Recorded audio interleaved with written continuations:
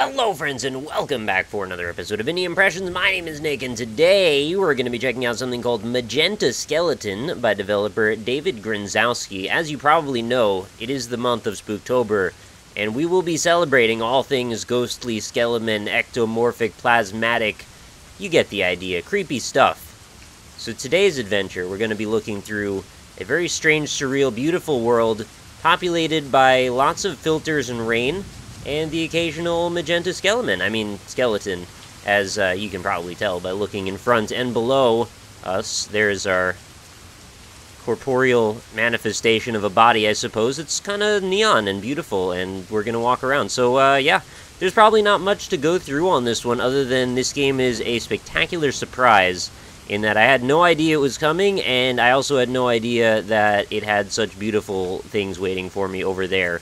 The first impression that I got from this, and I only played this for about a minute, so I haven't even seen most of what lies over in that direction other than the first few things, but I had a little bit of a bad experience because I walked too far in this direction thinking, hey, like, there's a bridge or something, I'm supposed to walk up that. I see this little bright light, and it kind of falsely cued me into believing that I was supposed to walk over in that direction, go up this path, eventually leading up there, but no, I mean, thinking more carefully about it probably doesn't make any sense because that's pretty steep. Then again, contrast that versus where I'm actually supposed to go, which is up this hill, and it's also pretty steep, so I don't know.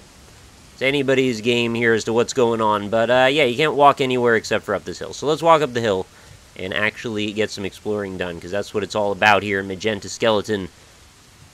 Oh, I can't wait to show you, it's so cool looking. So first of all, I'm going to fanboy a little bit here, because I find this graphical aesthetic to be absolutely beautiful.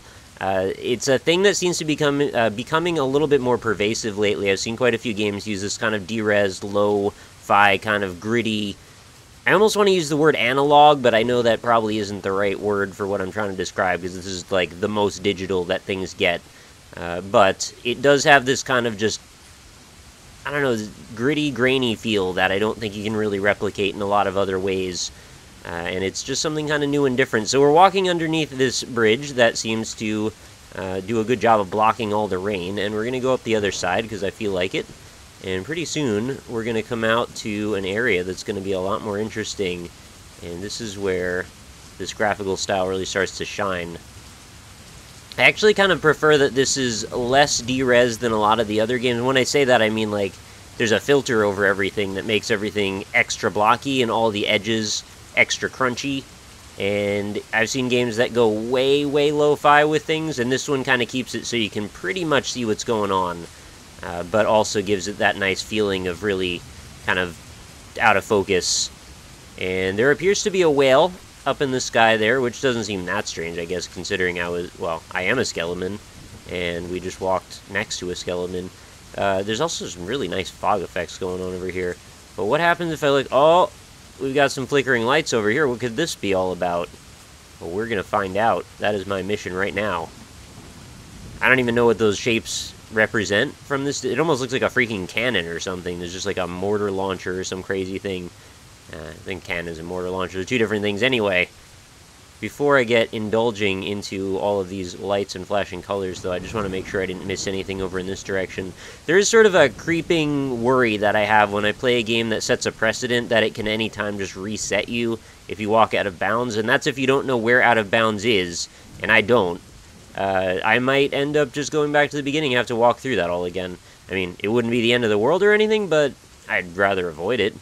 In general, I just find that it's a lot more preferable when we can to just very clearly delineate when I can cause myself to lose progress.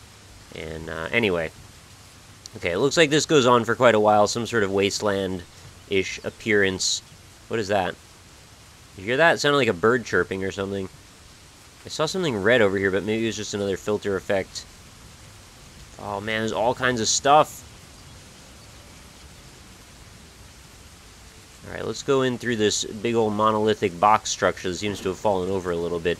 See, like, you never know what to expect with games like this. You see a cover or a thumbnail or a screenshot of a game and you're like, hey, there's a hot pink neon skeleton. What are you going to take from this experience? I have no idea. And this is why I jump in with both feet every time I get the experience or the ability to jump in for something like this. And a lot of the time, I'm somewhat disappointed. Today, not so much. This is all of the neon that I crave, and hopefully that you do as well. And we've even got a little smattering of flashing lights. I don't know what this is, but it's very bright and colorful. I kind of wish it was humming, because it's not emitting any kind of sound. Whenever I think of neon, I always kind of hope that it's humming neon, because neon just kind of does that intrinsically. Let's walk around this. Maybe there's a way around. I'm just worried I'm going to despawn. Oh, we got some kind of pink billboard or something up in the sky. So some kind of like futuristic neon drip skeleton world. And I'm going to say we'll take the metaphorical route here.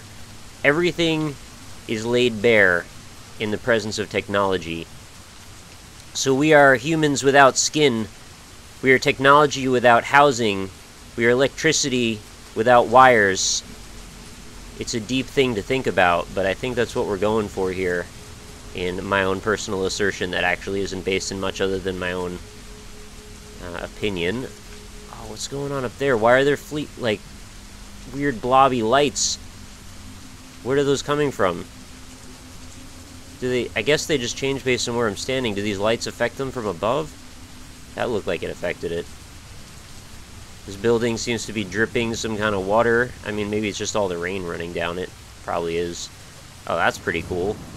Are we in, like, Skeleton Times Square right now? No place I'd rather be on New Year's Eve. Oh no, this triangle hasn't quite made contact with the ground. That's okay. Who cares? I guess we'll go wander over by this building. This is like Skeleton White House. Covered in neon and dripping with delicious liquid vials of radioactive ectoplasm, perhaps. Man, I can't think of a spookier game than this. It's not really very spooky, but that's okay. Not everything with Skeleton has to be spooky. Just on Halloween. I really like that look. Like, this image right now. A lot of the images, actually, that you could frame, the compositions of just taking a still shot of many of the things going on, it really does lend to really nice screenshots. Also, the ground seems to be interestingly... Oh, I thought it was reflective. I think it's just fog. There's some pretty dense fog, and it does a really cool job of overlaying on itself to create, you know, new sense of depth. Okay, so there doesn't seem to be much else going on in that direction. I've kind of explored most of those buildings. I did find something, though, when I was wandering about aimlessly at the beginning that I didn't show you yet, so why don't we go up this hill, and we'll see if we can find it again. See, this is why I love these first-person exploration games, because you have no idea where things are going to go, and there's just this open sense of complete wonder and creativity. Why did I fly backward that far? That's weird. Just trying to climb up the freaking aggro crag. No help from you, Skeleton. The first skeleton could have totally helped with that torch. Could have lit the way. Maybe that's part of the metaphor, right? Like, the march through progression to technology can be a lonely one indeed. Something like that. Maybe the space whale could help me up this hill. This hill's a little bit too steep for my frail neon legs. Why don't we go around a little bit over to the left? Oh, sweet dynamic shadow. I feel like I'm playing Quake 3 all of a sudden. Just need a rocket launcher and a railgun. I'm kind of glad there's not a rocket launcher or railgun. Although I could probably use the rocket launcher to rocket jump up this mountain right now. Apparently this is not the way to do what I'm trying to do. But trust me, there is something going on up there. I just need to find the right way up. You have to freaking walk back to the beginning spawn point. You know, I'm also amazed with all these effects playing on at the same time, overlaying, overlapping, all these things that are happening in real time, dynamically, not really taking any hit to the frame rate. I mean, granted, I have a pretty good computer, and I'm rendering this at 1280 by 720, but I have everything maxed out, and I have Fraps running at 60 FPS, and it has not even dipped at all yet. I mean, maybe there's just not enough geometry to cause that to happen, but it has been stable, and I am thankful for that. Oh, are there not... I guess the street lamps are just hanging cubes. I guess that's the future for us, huh? One day we'll be able to drive on highways surrounded by hanging, floating, beautifully brilliant, neon-lit, illuminated cubes. It's like way too many adjectives in that description, but that's okay. That's what we do here on Indie Impressions. We do adjectives, we do skeleton, we do first-person exploration, we do neon, and we do whatever this is. I believe this is the skeleton equivalent to the boss from Grandma's Boy who needed to take time to meditate in his office in California. I think this is what we're going on with here. There's very little proliferation of skeleton around. And again, in case you don't know what skeleton means, that's just another word for skeleton. It's a new thing. It's new online meta. What do we have up here? Oh my goodness.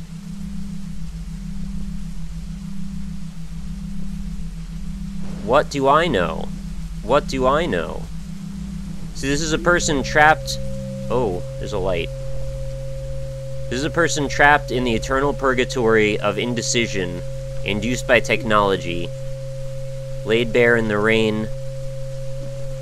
We have no skin. We soak up the knowledge from that around us, but we can't process it, because there's always something greater than us, with far more knowledge than we could ever comprehend. So we're trapped in limbo, just waiting for the day that we have the ability to plug all this knowledge into our minds. That's what I take from this game. That's Magenta Skeleton, guys. I think that's all I want to talk about for this one. I had a fantastic time looking around in this. The atmosphere, again, absolutely fantastic. I'd love to see more games that look like this. I would love to see this game be much, much larger, because I think I could easily spend hours walking around this. And I think there's, in some ways, sort of a minimalistic, almost Fract-like thing going on here. And you know how much I love Fract. So anyway, if I could recommend this one on my Steam curation page, I would be happy to. Unfortunately, it's not on Steam yet. But maybe someday, right? We can always dream. I think I've entered the no man's land of polygonal craziness, formerly occupied by a certain breed of Darwinia games. Alright, so I think I've just trapped myself in the geometry, potentially. So anyway, that's going to do it, guys. If you enjoyed this episode, make sure you leave a like on it. It helps me out a whole bunch.